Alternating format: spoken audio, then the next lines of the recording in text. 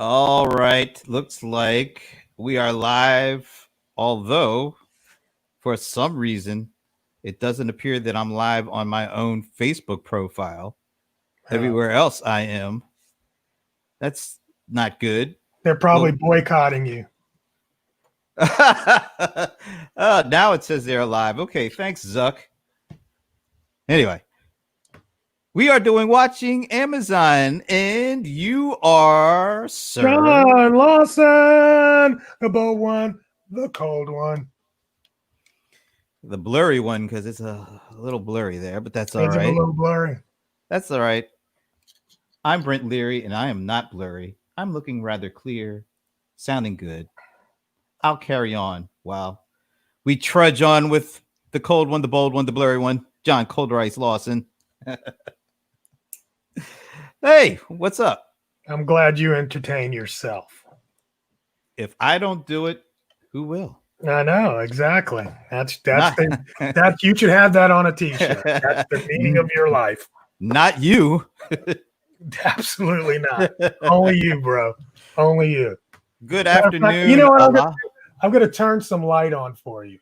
Oh God, yeah, thanks. Oh no, I can't. My battery.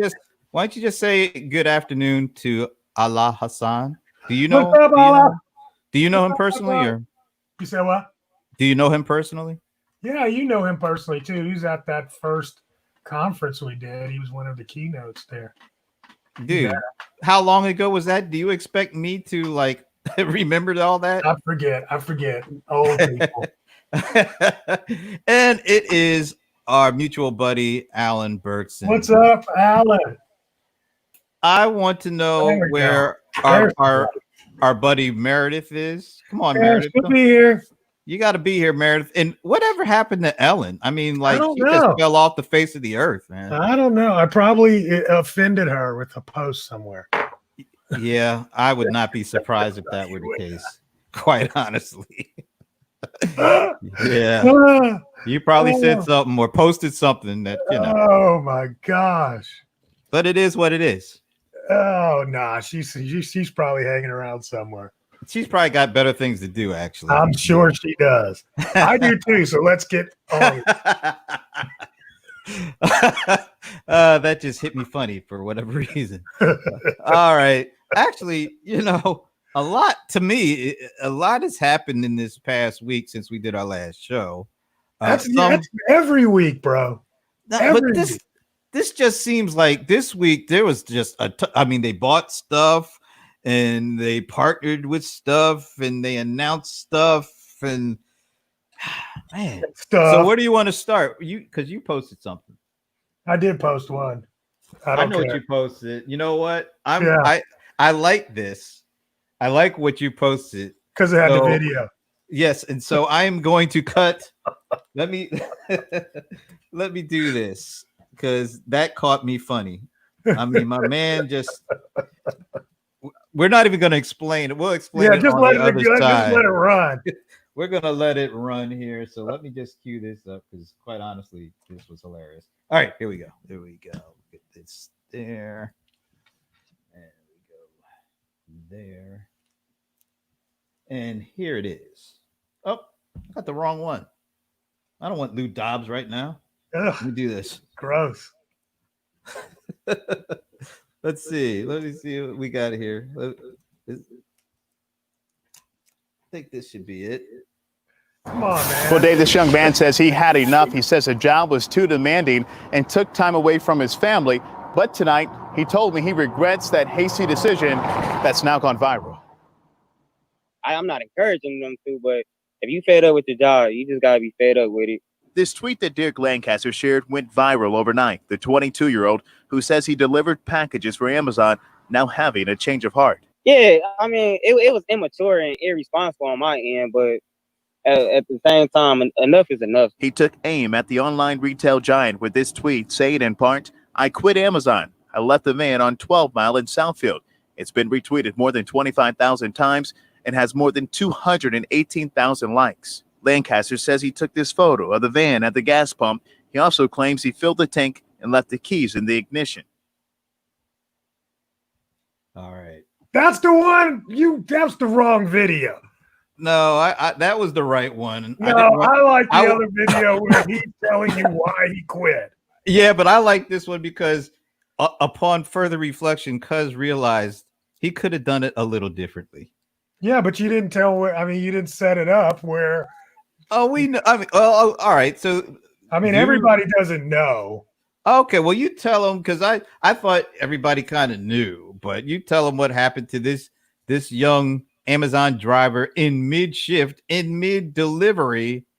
What he Okay, hide your decided kids, to hide do. your wife. He said, I am sick of this bullshit. I'm tired of driving 9 hours a day. No, 12 hours a day shifts for Amazon. And he quit. And he left the van at the gas station with the keys and the packages inside. And then went to Twitter and told everybody that he quit and where the truck was. Yeah, he told folks he left the key in the car, in the truck, told them where the truck was, told them there were packages in the truck, and he just didn't care at that moment. He was just fed up. But in the video that we just played, upon a little bit more reflection, I don't think it was more reflection. It was just more people talking shit to him. well, I mean, no, I think he to me, he looked like he did have a little bit of remorse in the way that he left. Not that he left, it's the way that he left. Yeah. I think, after what, 215,000 likes and I mean, 25,000 he's not going to get a retweets. job. He has to come back on and say, after reflecting, I could have done that better. That's because nobody's going to hire you. But the ironic or the funny thing is that tweet is still up. I mean, he didn't take it down. He didn't take the tweet down. He didn't take it down. I don't blame him. I don't know. He If did- I was looking for a job, He got You know. famous, man. He got insta fame. So he's Is probably happy for a minute. is that fame or infamy? I It's don't probably, know, it's man. probably a little bit of both. I'm sure he's somebody's hero that's sitting on their couch playing Nintendo right now. That's right. I mean, let's face it. 215,000 likes, 25,000 retweets. That'll never happen to that brother again. I mean, it won't happen to me That's crazy. ever. But let's face it. I don't know. He may want to think about taking it down at some point, taking a snapshot, capturing that moment. Do we still call them Kodak moments? I can't remember. Anyway, hey, good afternoon, Craig. Thanks for joining us. So we had to start with that. I mean, that was a great one. Yeah, that's a great one. So Amazon driver quits mid-shift, leaves the van on the side of the road at the gas station with the keys and the packages inside. And then reflects on it a little later. But I like this. Fame, infamy, as long as they spell your name right. That's true. Yeah, That's at least, true. yeah. Got to get known. All right, let's get into a little bit more traditional kind of stuff. Let me pop this up because this is, I think, pretty hot off the press here. All right. I forget the name of the actual company. Let me get this out of the way here. I got the name on the slide, I think. But anyway, this is some company does this annual valuation of global brands, and this is like just the name of the company, the brand's name. How much is it worth?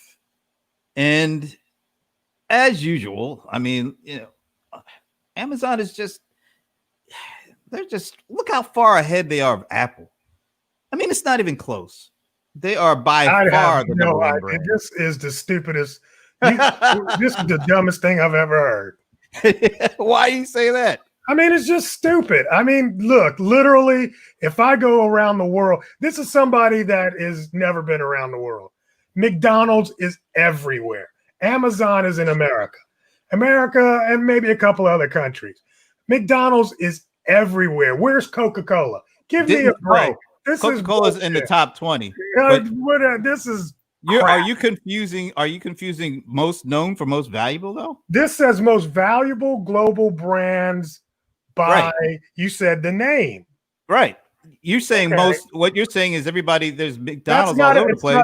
But does that make it the most valuable just because they're the most known? Let me just put it like this. The Amazon brand is not bigger than the Golden Arches as a brand.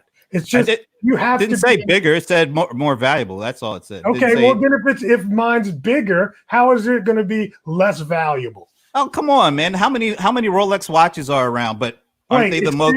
Wait a minute. How many Rolex watches are along compared to Timex? Timex is probably better known. But what's more valuable? I don't. That's the product, not the brand. But this is saying what's the valuable, not the worth, or not the best known. Okay, whatever. I don't see anybody standing in line around the corner for anything Amazon sells. Are you kidding me? Apple, you couldn't stand around the corner. Every time Apple comes out. You're just in your house. You're just in your house buying stuff all the time. That's all. Go ahead. Next. All right. Okay, let me ask you a question though. Seriously. Serious question. How do they put a number on that? What's the I'm just curious. How, what's the brand value? How do they calculate that? Let me see if I got the article up here. That's an intro. Hey, first of all, don't shoot the messenger. I'm just reporting the news. I'm trying to find that because I thought it was quite funny. Come back to that because that's just I don't get how they even calculate brand value. Maybe this is how. All right. So this one also came out this morning. Online shopping trends, another good omen for Amazon. Analysts raise targets. Now, I wanted to specifically bring out a couple of bullet points to make it easier to see what these guys are talking about here. So I love this. 20% of those polled bought physical goods online for the first time during the pandemic. 20%. First time they've ever bought anything online, physical goods, and it was just because of the pandemic. And then followed up with 46% also said they would keep on purchasing online more frequently following once we get past the pandemic. And then the last one, this is like this is why Amazon is in such a great position. This pandemic, and it's not good to say because of the pandemic, but it's just facts here. Because people were forced to buy more stuff online, they ended up doing it. And then they realized, you know what? It's not that bad buying this stuff online. And then only 8% said they will reduce online shopping post-COVID. All of this lines up for what I guess we're seeing all over the place, which is everybody's saying Amazon is going to be, double their price in the next couple of years because the pandemic actually accelerated the move for people to buy online at a bigger rate than it was before. And there's no going back. I won't say there's no going back, but there's different parts of that will go back. It's like, yes, I'm buying my, groceries online, but when I can go back to actually touching my is that Meredith calling you? No. When I can go back to touching the fruit, I'll probably go back to touching the fruit. But yeah, there's some areas that are definitely going to see and maintain that increase. I had a friend that actually bought a car online, but I don't see that sustaining once post-COVID is over. I think people are going to go back and test drive a vehicle. So, yes, you're going to maintain some of that, but then there's other industries that might float backwards. Well, I think it was a general statement that people were forced into doing something that they had never done before. And because they were forced into it, some folks, and it seems like a pretty significant amount of folks, realized, man, this ain't bad. Yeah. And then even once things get back to whatever the new normal is, part of the new normal is a percentage of folks will maintain buying stuff online that they had not bought before, even though things will be more open up to go back to the way they want it to. Yeah. That's what I think. When I go back to touching yeah, that just lets me know, where do you shop? Because I don't want to shop there once you go back to touching. Well, basically it's avocados, and the only way you can know whether an avocado is ready is by actually touching it. Period. There's no other way. Well, there's a good thing I don't eat avocados. Well, avocados have skin on it, so if you're that freaky, who cares? I've If never you eaten just an avocado, so I don't know. It's that, oh my God, somebody else touched my fruit. I don't know about all that, but I'm just saying. I think we talked so much about how Amazon got hammered in the first part of the pandemic. Absolutely. I saw a story, and if you get to catch this, it's really good to watch. It's CNBC did a thing on grocery special, on the grocery stores and pandemic, and it was really interesting. But a couple of numbers that I got from that was that online shopping for groceries was about 3% pre-COVID, and that rose literally in less than 30 days to 21%. Now, that's 7x. Any kind of business that just overnight goes 7x up, it's impossible to keep up with. And that was really interesting to see some of those numbers. Wow. So now I get it a little bit why Amazon got so hammered. Because I was finally, after all this time, I've been trying to tell you why they were getting hammered. Well, the thing is, Brent, you don't have facts. I have facts. You had zero facts. Oh my goodness. Avocado. Perception of me went down. I love my LinkedIn people. Avocados I gotta see the best fruit on. Come on, man. Wait a minute. Is that fruit? Is that really a fruit? I mean, I have no idea. Yeah, well, see, I have facts again. It's like that's one of the most fattening fruits it is because it is a fat fruit. One of the few fruits that have fat. So how does that make that the best fruit? That's not even the best fruit for you health-wise. Well, I mean, basically, make it fat. It's good fat, and if you're not a meat eater, that's where you can get fat. You need fat in your diet. You need protein and all that kind of stuff. You need protein. So for good protein, you got to use the nuts. So it's all that kind of. Oh, okay. My buddy Esteban. Why do you show up as LinkedIn user? You got to get that fixed, man. Yeah, fix that. Actually, my opinion of you just went. Oh boy. Oh yes. I do, Alan. Crisco is better for you. Yeah, you need to get something. When people think of good fruits, they think of like apples, oranges, bananas, avocados. Come on, seriously, man. I'm a guacamole fan. Just give me a cracker and some guac, and I'm a happy man. I love guacamole, and I make it at home. Okay. Enough. At any rate, the deal is, I see that happening in terms of, I think the 40% number was, I don't know if that was 40% of the 20% or was that 40% overall? I wonder. That's a good question. I don't know. That's a good question. But I mean, once you do it, why would you not do it more often? It's so more convenient. I don't know. To me. Why? Yeah, I don't know. We'll see. I have to figure it out. I think we'll have to look and see what the actual numbers are. I'm trying to figure out what's going on with this thing here. Because I got another clip I wanted to play. Oh, okay. While he works on his technology, I'll carry the show for us. Well, what is the next thing you want to talk about? You know what? I'm waiting on you, man. You're the one with the magic. I'm just the color, I don't mean that, I know we can't even make color jokes right now. Shit. We have gone tragically off the rails here. But I mean, I'm color commentary. So I'm waiting on the play while they're on the field. I think I broke my machine, actually. Did you? What's going on? I don't know what's going on. Oh, wait a minute. Here it is. Okay. All right.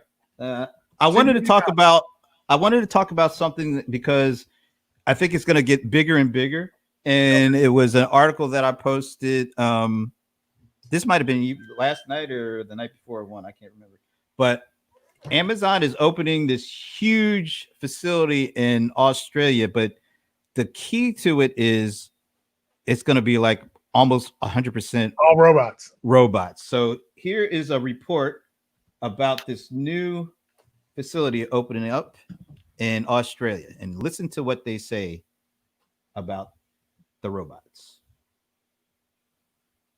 Online retail giant Amazon is set to open a huge robotic warehouse in Western Sydney. So it's going to be the largest Amazon warehouse in the Southern Hemisphere. What can we expect out of that? This new warehouse will allow them to stock up to 11 million items, and they're describing it as the size of 22 rugby fields, which is clearly enormous. I know retailers will be terrified by such strong presence of Amazon, Yes. but jobs, will it create a lot of jobs or not? Well, they're saying this particular warehouse will create around 1,500 jobs, most of them skilled, for instance, supply chain management or engineering.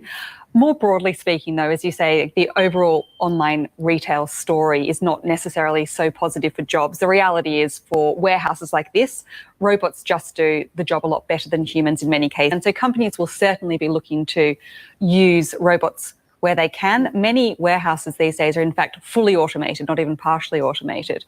And we remember last week Woolworths announced their new regional distribution centre opening up, and that was at the cost of more than 1,300 jobs. So concerning overall. All right. Did we talk about robots last week? We touched on it, but of course, then they go and do, announce this, and more, it's going to be more automation via robots. And we're also going to talk about the Zoox deal that they just made, and not only cars or energy efficient cars, but autonomous cars. They are going all, this is like, They bought that. Yeah, they bought that. It was like I forget exactly the price tag, but yeah, Alan, I don't know what rugby is, so you're Really?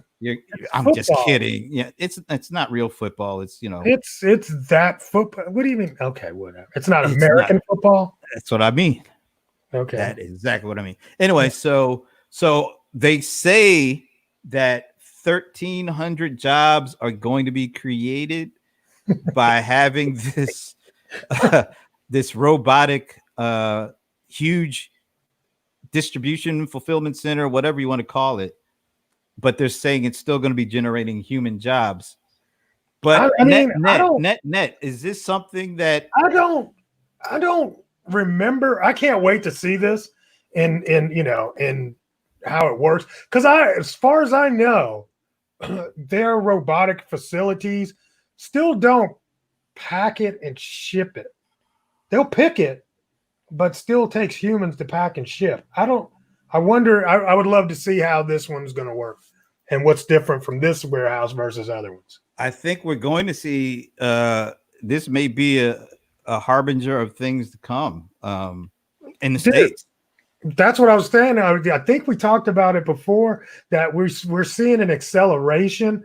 If you look at where we are right now in terms of unemployment, this is what we were projecting for 2025. So we've hyper accelerated to that point in months, where the number of people without jobs, even though it's going to be replaced by robotics, but we were saying 2025 that literally 20 to 40% of the people would be unemployed, and we're approaching that number. It's crazy. I think where we're at. I think along with the acceleration of the shift for people buying more stuff online because of the pandemic, and that is dramatically accelerated almost overnight. Now we're seeing, I think this gives companies like Amazon the ammunition to accelerate a whole bunch of things, because once again, Amazon is always focused on making it easy for people to get to find the stuff they want, order the stuff they want, and get the stuff to them as quickly and as efficiently as possible. And let's face it, the more you can automate this kind of stuff, the more that kind of happens. And another, No, go ahead. Well, no, I was going to say another thing is that it's kind of turned that on its head, because making these kind of announcements pre-COVID would be butted up against bad press. It's like, oh, you're replacing people with robots, and now it's like, oh, yay, you're replacing people with robots. It's like, oh, great, it's like, take the opportunity now. They're able to just kind of, all the headwind is out of the way, and it looks pretty good for you to make stuff with robots now, so humans don't touch it. Well, and the other thing, I had to cut off because that newscast was kind of going long. One of the interesting things that was mentioned at the very end was it looks like all these the landlords and the folks who have all this property, and they are used to leasing that property to big companies like retailers. They're trying to renegotiate contracts and agreements to get a percentage of the online sales as part of their deals with these companies. So in order, they would like to say, all right, well, you will pay X amount of dollars per month plus a percentage of your retail, online retail. And that will be your deal. That would be your rent. That model is not that abnormal. It is unique in the retail space, but things like docks, where you dock boats, or hangars for commercial aircraft, I think do some sort of profit share as well. I don't think any of these retailers are going for it, particularly, first of all, only a handful of retailers could probably afford it. The other ones are going out of business. So they're not looking for any way to pay you anymore. And Amazon is like, why would we do that? Or, why? And you have to ask, why would they do that? Well, I mean, right, dude, okay, for one, right around the corner, the newest Amazon is still in construction, right? And like I said, when that started, the whole thing is rented. Amazon doesn't own these warehouses. They kind of don't and kind of do. They got their name on it. They've been built to spec, but the builder actually owns it, and Amazon rents from these guys. So they do have to rent their space. Yeah, but they don't have to rent that space from that particular person. No, they don't. I'm sure. I mean, let's face it. Amazon's not going to give up. No, Amazon will buy a damn island before they're going to pay you. Why? I mean, why wouldn't they? They're not going to give you a percentage of what they make. Are you kidding me? Yeah, no, not at all. I don't think so. No, I just found that part really interesting. That little last throwaway part. That is funny. I mean, that's the first time I've heard of it. Although, like I said, I heard of it before with some of the ships in docks that they would do that. But yeah, exactly. So it was interesting. It was interesting. They're gonna find any way that they can, bro, to survive. Yeah, well, they have to, and I don't fault them that. Yeah. All right. But you figured these spaces were retail before that, and so now all of a sudden you didn't do that when the mom and pop shop was there. But if Amazon comes in, now suddenly you want a percentage. Yeah. Yeah, you can't. Well, first of all, the mom and pops, they would never make it on what the mom and pops bring in. So you can't. There's no way in the world they're going to make a deal with mom or pop for that. All right. So here's an interesting one. I'm trying to pull this up, but I forgot my login on. Let me see. Can I log in with this? Let's see if it does it for me. App not set up. All right. So there was a Business Insider article. And at least I can pop this up. I don't know if we can. Yeah, we'll pop Alan's thing up too, because I like that too. Oh, you want to answer that one? Yeah, I just think it's interesting. Don't say that. Alan's going to get ideas like he's interesting if you say stuff like that. Oh, okay. What does it count as replacing people with robots if people have already been laid off or furloughed? I think it does. I mean, because if they're doing the work that people used to do and now the robots are taking over, it's digital transformation. You should have said digital trans information. Whatever. Dude, that was a good joke. Did anyone laugh? Did I miss it? I didn't even remotely even. You didn't get it. I didn't. You got that right. You didn't get it. All right. Google will expand free retail. Let me put this up. Google will expand free retail listings to its main search page in a bid to fend off growing ad rivalry with Amazon.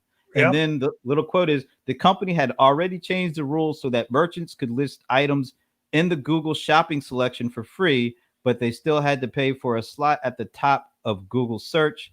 That is soon changing. Yeah. That's Google's feeling the pain, maybe not like Facebook, but Google is feeling the pain from this. A lot of companies are not doing the digital ad stuff right now.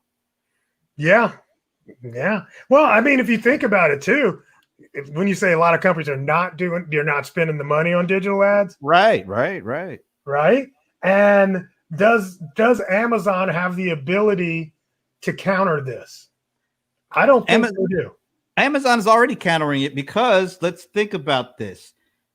The uptick in shopping online, Amazon is getting more than their fair of that fair share of that uptick.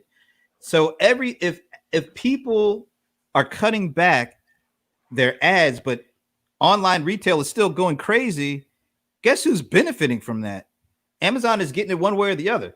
So Google is trying to figure out how do they get sellers to sell stuff on their platform. So they're trying every which way, but people don't want to advertise, but they need to sell stuff, right? Well, so Google, I think, is trying to figure out a way to fend off Amazon in one way and keep kind of their advertisers and I guess third-party sellers, try to make some headways with them. And I think it's tough for them right now to do that. But they gotta do something because the big brands are not spending as much as they used to on Google AdWords right now, at least right now. I don't think that's really the case. We'll see when the earnings come out for second quarter. I mean, Google's stock is doing well. Google is not like, oh my God, Amazon's coming for our core business. I don't think that's even close. However, I do think that when it comes to advertising and advertising of hard goods, that there was a niche and an opportunity there that Google themselves never adequately navigated, in my opinion. I don't think they ever navigated advertising for product very well. And that allowed Amazon to sneak in and make a lot of inroads in that area.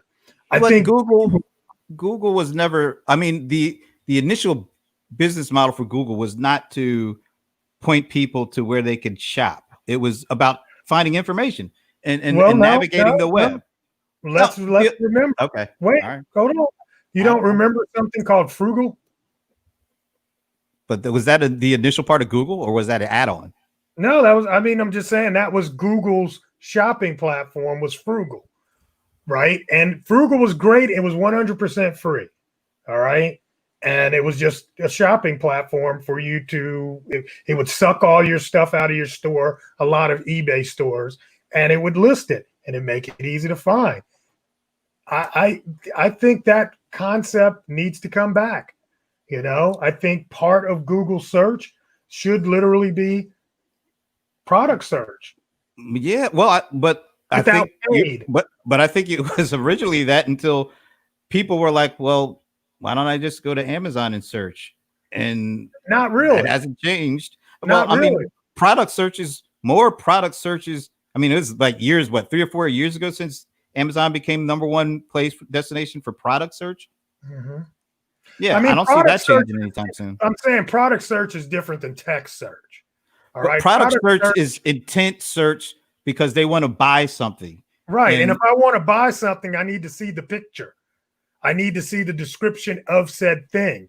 When you do that on Google, you don't get any of that experience, or you didn't really get that experience. They tacked it on. They didn't, and you also didn't get ratings and reviews right away. Exactly.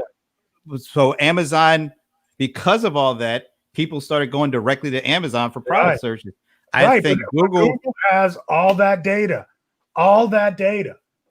They have all that data, but their business model was not set up for people being able to buy stuff right from there. They need to get that shit set up. They got all the components. They got Google Pay. I think they're trying. Yeah. I mean, look, I don't think that. See, that's what I'm saying. I don't think they were trying. I think if they do try, they're going to have a little bit of good. But why weren't they trying? Why weren't they trying real hard? Because look at the margins on retail. Look at the margins they had on ads. They had huge margins, and so retail versus absolutely. Yeah, so why? I mean, they were optimizing, right? But they were optimizing around that, and let's face it, retail is a tough market, even if it's online retail. There you go. And supply chain isn't easy. I think they need to stay out of that part. I think they need to figure out how can they best position themselves for what digital ads and digital campaigns are going to look like after COVID, because they're going to look different than what they were before COVID. And they could position themselves because they are the leader already, just generally speaking. So how do they take that lead and change the way that they need to keep that lead after we get through this pandemic? All right, look at LinkedIn user. Put that up there real quick. He says, I always use Google because I get options, usually end up in Amazon, since there are not many other results that matter.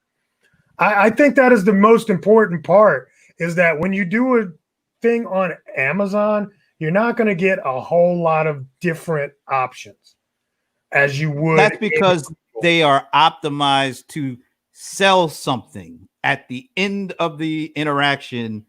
How does Amazon make it easy for us to find what we want, make that decision, click the buy button, and then stand by our doorstep 24 hours later with our stuff? Google's not optimized for that. Amazon is, and that's why it's going to be hard for them to try to attack on Amazon's territory. And maybe it's a little easier for Amazon to attack Google on their territory with the digital ad platform. I disagree, but we'll see.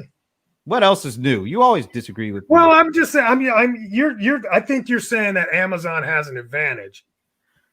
No, I think I'm saying Google that matching in its advantage, and I think Google has some tools up its sleeves too that Amazon doesn't have, and definitely data wise, I think they do.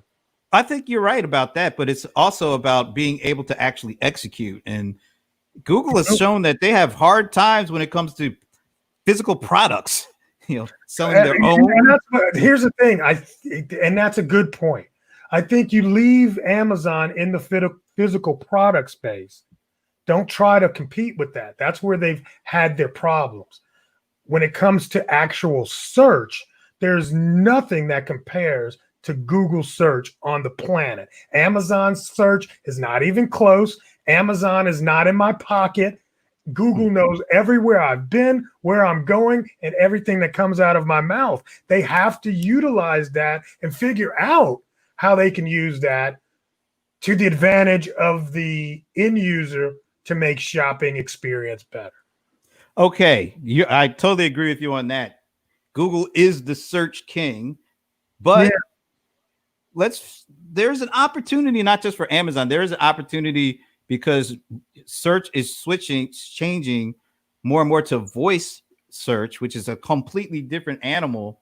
And that leaves some opportunities for not just Amazon, but for others to figure out how do they leverage voice search and be able to optimize voice search and voice conversations that could turn into actually connecting a retail experience that starts with a voice search versus a retail experience that starts with a traditional text search. There's some opportunities. I think Google should be trying to optimize for that, because to me, that's where this is going faster and faster. All right, I got to get out of here in a couple of minutes, so I want to go to the last thing. And yes, it is a clip of a video that I found interesting because Hunger Games for Billionaires is continuing. Oh my gosh. All right, this, go. Hurry up. This time it's all about Twitch. So All here right, we go. go. Here Oh, we yeah. go. Let me do this. Let me do that. And here we are. Big tech, more big tech bias against President Trump. Twitch, a streaming platform owned by Jeff Bezos, you know him, has temporarily banned the president's account for what it calls hateful conduct. Then, after the president's account rebroadcast his 2015 campaign launch and the president's comments at his Tulsa rally. You cannot make this monstrous prejudice up. Big tech is well out of control. Oh,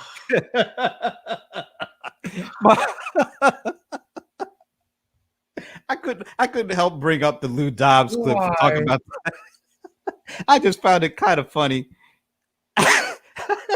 he is such a homer, is pathetic. But let's face it, Twitch did kick off the current resident of 1600 Pennsylvania Avenue. for hate speech. What else is new? I thought it was I thought he was right. I thought they did what they should have done. And let's face it, that's just going to make the current resident of 1600 Pennsylvania Avenue even angrier at Jeff Bezos. Who cares? He needs to be packing his shit. That's what he needs to be doing. He needs to be getting his bags ready. We'll see. But I mean, honestly, this is way overdue. Honestly, I mean, the stuff that gets put out by. Actually, if you just really think about it, it is absolutely insanely ridiculous that we have a leader of the free world that puts out such horrible, hateful, and inaccurate comments that this could even be a conversation. I think that's really the bigger issue here.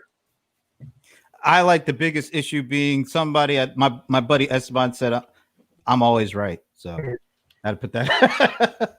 And on that, you actually froze as soon as I said that.